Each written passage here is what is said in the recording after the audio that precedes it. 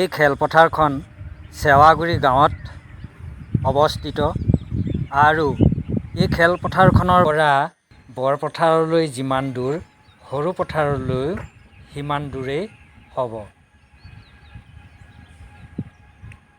সুন্দৰ পৰিৱেশ।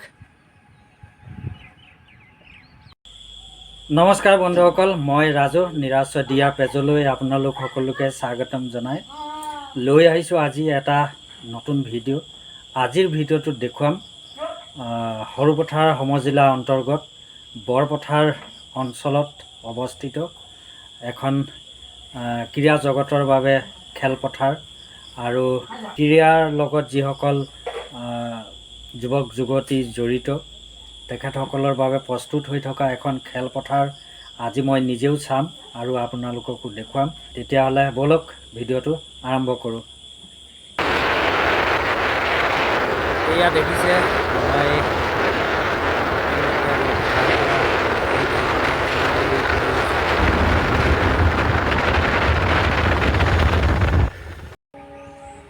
বন্ধুসকল, ফাইনেলি মই আহি পাই গ'লোহি এই খেলপথাৰখনৰ ওচৰত আৰু বৰ্তমান মই আছোঁ খেলপথাৰখনৰ বাহিৰত।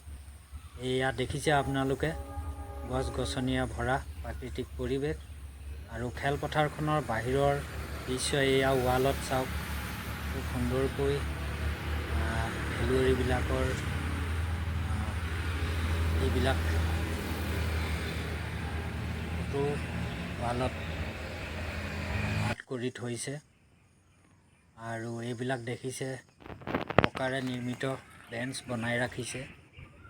এয়া কিন্তু খেলপথাৰখনৰ বাহিৰৰ দৃশ্য আৰু হৈছে খেলপথাৰখনৰ ৱাল আৰু এয়া চাওক মেইন যিখন গেট হ'ব এয়া নিৰ্মাণ কাৰ্য চলি আছে।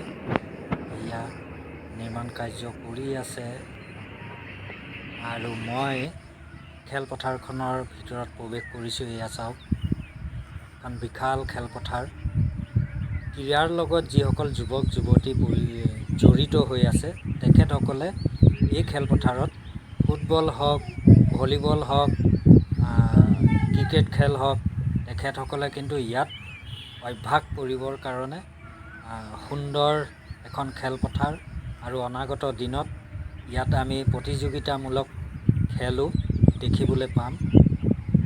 খুব এটা ভাল লগা দৃশ্য আৰু আমাৰ কাৰণে গৌৰৱৰ বিষয়। এইখন সৰুপথাৰ সমষ্টিৰ বিধায়ক মহোদয়ৰ তৎপৰতাত এই খেলপথাৰখন হ'বলৈ গৈ আছে। এয়া চাওক সুন্দৰ পৰিৱেশ।